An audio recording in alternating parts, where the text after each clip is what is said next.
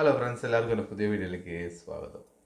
ഈ ഒരു സീസൺ, അതായത് ബിഗ് ബോസ് സീസൺ 7 കുറിച്ചിട്ട് എല്ലാവരും പറയുന്ന ഒരു കാര്യമാണ്, ഇതിലെ കണ്ടസ്റ്റൻസിന് എന്ത് ടാസ്ക് കൊടുത്താലും എന്ത് ഗെയിം കൊടുത്താലും അത് അവർ കുളമാക്കി കൈ കൊടുക്കുന്നു എന്നുള്ള രീതിയിൽ ഒരു ടാസ്ക് പോലും പൂർത്തീകരിക്കുന്നില്ല. അതെല്ലാം അടിച്ചു പിരിയുന്നു. എന്താണോ ബിഗ് ബോസ് ഉദ്ദേശിച്ചത് അതിലേക്ക് എത്തുന്നില്ല എന്നൊക്കെ ഭയങ്കരമായിട്ടുള്ള ഒരു കുറ്റപ്പെടുത്തൽ പ്രേക്ഷകരുടെ ഇടയിലുണ്ട്. അതേപോലെ പ്രേക്ഷകർക്ക് എന്താണോ തോന്നുന്നത് അതാണല്ലോ ലാലേട്ടൻ വന്ന് പറയുന്നത്. ലാലേട്ടൻ അത് ഓരോ വീക്കെൻഡിലും വന്ന് പറയുന്നുണ്ടായിരുന്നു.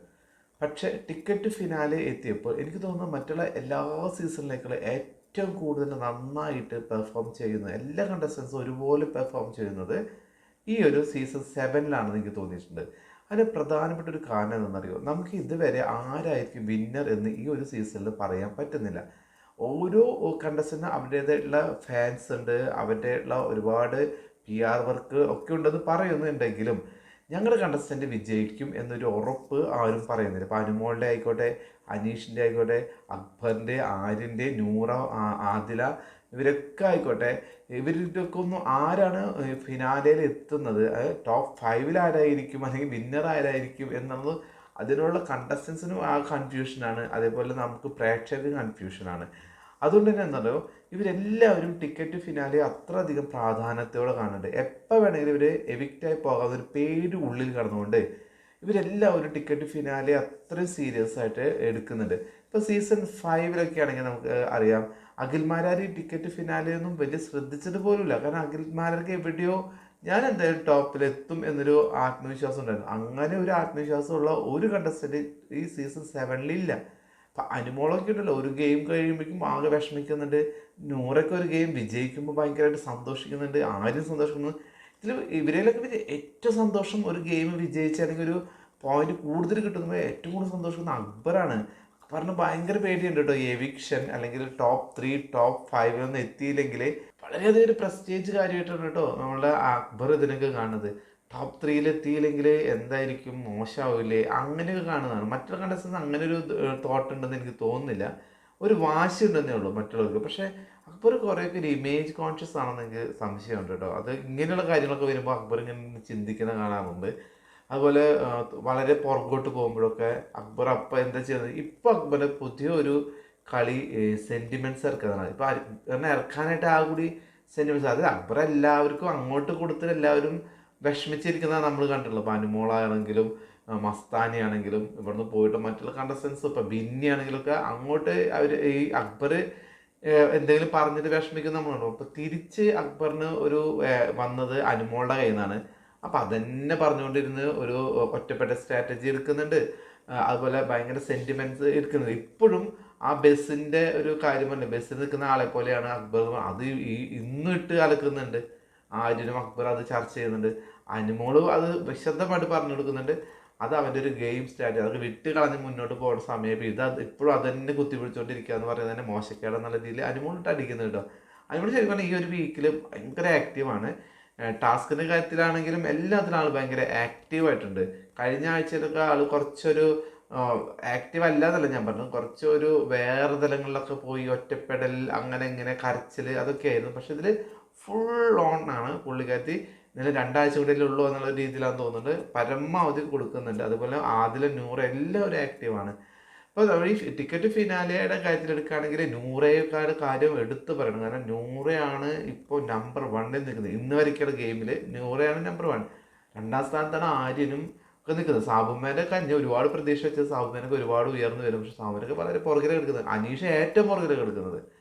അനീഷിനെ നമുക്കറിയാലോ, ആൾ ടാസ്കിൻ്റെ കാര്യത്തിലൊക്കെ വളരെ പുറകോട്ടാണ്. ഈ വാൽനാവട്ട് അടിച്ച് ആൾ വിജയിച്ച് നിൽക്കുന്നു എന്നുള്ള രീതിയിൽ തന്നെയുള്ളൂ. ടാസ്ക് വളരെ മോശമാണ്. പക്ഷെ അനുവൊക്കെ ഒരു മിഡിലിൽ വന്ന് നിൽക്കുന്നുണ്ട്. അനു കുഴപ്പമില്ല, ഷാനവാസൊക്കെ ഒരു മിഡിൽ വന്ന് നിൽക്കുന്നുണ്ട്. പക്ഷേ എനിക്ക് തോന്നുന്നു സാബുമാനും അതുപോലെ അനീഷൊക്കെ കുറച്ചും കൂടി കയറി വരണമെന്നാണ് എനിക്ക് തോന്നുന്നത്. അതുപോലെ ആദില വളരെ മോശമാണ്. നൂറെ വെച്ച് അപേക്ഷിച്ച് അനുമോളും ആദിലും മോശമാണ്. ഒരു ലേഡി കണ്ടസ്റ്റൻസ് 3 ആളേ ഉള്ളൂ. അതിൽ നൂറ് നമ്പർ 1 ആയി നിൽക്കുന്നുണ്ട്. ആര്യന് ഇപ്പോൾ 2-ാം സ്ഥാനത്തായി നിൽക്കുന്നതുകൊണ്ട് ചെറിയൊരു വിഷമമുണ്ട് കേട്ടോ ആര്യന്. കാരണം ആര്യ 2 ഗെയിമൊക്കെ ജയിച്ചിട്ടുണ്ട്.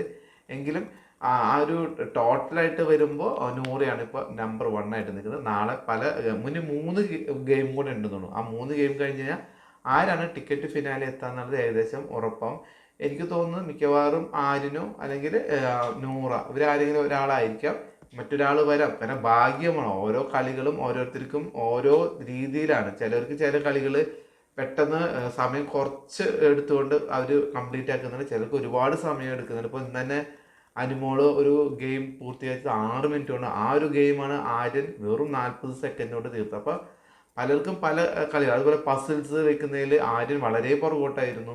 നൂറ വളരെയധികം മുന്നോട്ട് പോയി. അപ്പം അങ്ങനെയാണ് പല ഗെയിമും പലരും പല ടൈമിനെടുത്താണ് കംപ്ലീറ്റ് ചെയ്യുന്നത്. അപ്പോൾ നമുക്ക് ഇനിയുള്ള 3 ഗെയിമിലും എങ്ങനെയായിരിക്കുമെന്ന് നമുക്ക് പറയാൻ പറ്റില്ല. ഞാൻ പറഞ്ഞു വളരെ പുറകിൽ കിടക്കുന്ന ആൾക്കാർക്ക് ഇനി നോക്കിയിട്ട് കാര്യമില്ല, അനീഷിനെ പോലുള്ള ആൾക്കാർക്ക്. പക്ഷേ അടുത്തടുത്ത് 2-3 പോയിന്റ്സ് വ്യത്യാസമുള്ള ഒരുപാട് ആൾക്കാർക്ക് ഇനിയും ടിക്കറ്റ് ഫിനാലെ എത്താനുള്ള ചാൻസ് കൂടുതലാണ്. അപ്പോൾ എന്തായാലും അവർ അടിച്ചു പൊളിച്ച് കളിക്കട്ടെ അല്ലേ. നൂറ എന്തായാലും ടിക്കറ്റ് ഫിനാലിൽ വന്നു കഴിഞ്ഞാൽ നമുക്ക് എല്ലാവർക്കും ഒരു എക്സൈറ്റ്മെന്റ് ഉണ്ട്. കാരണം അനുമോൾ എന്തായാലും ടോപ്പ് 3-ലോ ടോപ്പ് 5-ലോ എത്തും. പിന്നെ നൂറയും. അപ്പോൾ 2 പെൺകുട്ടികൾ വരാന്ന് വെച്ച് കഴിഞ്ഞാൽ അത് വളരെ നല്ലൊരു കാര്യമാണ് അല്ലേ. ഇത്രയധികം ആണുങ്ങൾ ഇങ്ങനെ നിന്നിട്ട് അതിൽ നിന്ന് 2 പെൺകുട്ടികൾ കളിച്ച് ജയിച്ച് മുന്നിട്ട് വരുന്നു എന്ന് പറയുന്നത് എല്ലാവർക്കും, പ്രത്യേകിച്ച് ഞാനിതിപ്പോൾ ഒരു ഇതായിട്ട് പറയുന്നതല്ല, ജെൻഡർ കാർഡ് എടുക്കുന്നതല്ല. അതിനകത്ത് ഇപ്പോൾ അവരും പറഞ്ഞു തുടങ്ങിയിട്ടുണ്ട് ജെൻഡർ കാർഡിൻ്റെ കാര്യം. ഞങ്ങളെ വിജയിപ്പിച്ചുകൊണ്ട് ഞങ്ങളെ പുറത്തു വിടാതിരുന്നൂടെ, അതൊക്കെ അവർ കോമഡി ആയിട്ട് പറയുന്നുണ്ട്. അത് ജസ്റ്റ് കോമഡി ആയിട്ടോ അതൊക്കെ.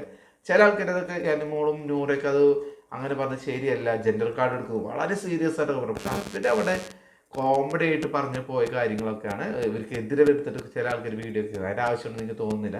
അങ്ങനെയാണെങ്കിൽ ആര്യനൊക്കെ പറഞ്ഞിട്ടുണ്ടല്ലോ, ഇവിടെ വേറെ 3 പെണ്ണുള്ളൂ, ഞങ്ങൾ 6 ആണുങ്ങളാണ്, അപ്പം ഞങ്ങൾക്ക് ഇഷ്ടമുള്ള പോലെ ഞങ്ങൾ കിച്ചണിൽ ചെയ്യും, നിങ്ങൾ ആരാ അങ്ങനെയൊക്കെ ചോദിച്ചിട്ട്. അങ്ങനെയാണ് അത് ജെൻഡറായിട്ട് അവൻ പറഞ്ഞതല്ലേ, മെയിൽ ഷോവനിസ്റ്റ് എന്നൊക്കെ നമുക്ക് പറയാം അല്ലേ. അവൻ തന്നെ പറഞ്ഞിട്ടുണ്ട് ബിഗ് ബോസ് മെയിൽ ഷോവനിസ്റ്റ് ആണെന്നൊക്കെ പറഞ്ഞിട്ടുണ്ട്. അപ്പോൾ അങ്ങനെയുള്ള കാര്യങ്ങൾ കിട്ടുകയാണെങ്കിൽ ഭയങ്കര വിവാദങ്ങളായിരിക്കും. അപ്പോൾ എന്തായാലും നൂറയുടെ കളി ഗംഭീരമായിട്ട് ഇനിയും മുന്നോട്ട് പോട്ടെ. നൂറ അടിപൊളിയായിട്ട് മുന്നോട്ട് പോട്ടെ. ആതിര ഇനിയും മുന്നോട്ട് വന്നിട്ട് കാര്യമൊന്നും എനിക്ക് തോന്നില്ല. പക്ഷെ അനുമോള് ഭയങ്കര അധികം ശ്രദ്ധയോടെയാണ് എല്ലാ ദിവസവും പോയിട്ട് പോയിന്റ് നിലയൊക്കെ എണ്ണി നോക്കുന്നുണ്ട്. അനുമോൾക്ക് എന്തായാലും ടിക്കറ്റ് ഫിനാലെ എന്ന് പറഞ്ഞാൽ ഇതുവരെ ഒരു ഗെയിം ജയിച്ചിട്ടില്ല, ഇതെങ്കിലും ജയിക്കട്ടെ എന്നുള്ളൊരു മനസ്സിൽ ഒരു ആഗ്രഹം അനുമോൾക്ക് ഉണ്ടാവുമല്ലോ. അത് നെവിൻ ഇങ്ങനെ ഇടയ്ക്കിടയ്ക്ക് കുത്തുവാണല്ലോ. പിന്നെ എന്ന് വെച്ചാൽ ക്യാപ്റ്റൻസിയിലും വന്നിട്ടില്ല. അപ്പോൾ അനുമോൾക്ക് അതിൻ്റെയൊക്കെ ഒരു വിഷമമുണ്ട്. അപ്പോൾ അനുമോളെ ഇടയ്ക്ക് പറയുന്നുണ്ട് ക്യാപ്റ്റൻ ആയിട്ടില്ല, പിന്നെ ഒരു ഗെയിമിൽ ഒന്നും തന്നെ 1-ാം സ്ഥാനത്തേക്ക് വന്നിട്ടില്ല. അതിൻ്റെയൊക്കെ ഒരു വിഷമം എന്തായാലും അനുമോൾക്ക് കാണുമല്ലോ. ഇത്രയും വലിയൊരു ഷോയിൽ വന്നിട്ട് ഒരു ഗെയിമിൽ പോലും ജയിച്ചില്ല എന്ന് മറ്റാൾക്കാരൊക്കെ പറയുന്നത്. ഒരു ഗെയിം പോലും ജയിക്കാത്തൊരു കണ്ടസ്റ്റൻ്റാണ് ഇപ്പോൾ ബിഗ് ബോസ് ഇതിൽ ഫൈനലിൽ എത്തിയെന്നൊക്കെ ഒരു വിമർശനങ്ങൾ വരുന്നതൊക്കെ അനുമോൾക്ക് നല്ലോണം അറിയാം. അതുകൊണ്ടാണ് അനുമോള് പോയിന്റിലൊക്കെ ഇങ്ങനെ എണ്ണി നോക്കുന്നത് എല്ലാ ദിവസവും. നൂറൊക്കെ കളിയാക്കുന്നുണ്ട്. പിന്നെ അനീഷാണ് ഇതൊക്കെ കൂടുതൽ ശ്രദ്ധിക്കുന്നത്. അനീഷ് ഇപ്പോൾ നോക്കുന്നില്ല, കാരണം അനീഷ് മനസ്സിലായി, അനീഷിനെ കൈവിട്ട് പോയി എന്ന് മനസ്സിലായി. അപ്പോൾ എന്തായാലും നൂറയോ ആരെങ്കിലും അനുമോളോ ആരെങ്കിലുമൊക്കെ ജയിക്കട്ടെ അല്ലേ. എന്നാലും ആര്യൻ ഇപ്പോൾ ഭയങ്കര സ്പോർട്സ്മാൻ സ്പിരിറ്റുള്ള വ്യക്തിയാണ്. അതുപോലെ ഭയങ്കര സ്പോർട്സ്മാൻ തന്നെയാണ് ആര്യൻ. പിന്നെ സാബുമാൻ ഞാൻ ഒത്തിരി കൂടെ പ്രതീക്ഷിച്ചു, പക്ഷേ പോരാ. നെവിനൊക്കെയാണ് പിന്നെയും കയറി പോകുന്നത്. അപ്പോൾ എന്തായാലും നൂറയ്ക്ക് ടിക്കറ്റ് ഫിനാലെ കിട്ടട്ടെ എന്നാണ് എൻ്റെ ഒരു ആഗ്രഹം. ഇനി 3 ഗെയിം കൂടി ഉണ്ടെങ്കിൽ നാളത്തെയും കൂടി ഉണ്ടാവുള്ളൂ എന്ന് തോന്നുന്നു ഏകദേശം ഒരാൾ. അപ്പോൾ ആ ഒരു കാര്യത്തിൽ തീരുമാനമാവും. അപ്പോൾ നാളത്തെ ഗെയിമിന് വിശേഷമൊക്കെ ആയിട്ട് നാളെ വരാം. പുതിയൊരു വീഡിയോ ആയിട്ട് വരാം. അതുവരെ എല്ലാവർക്കും ബൈ.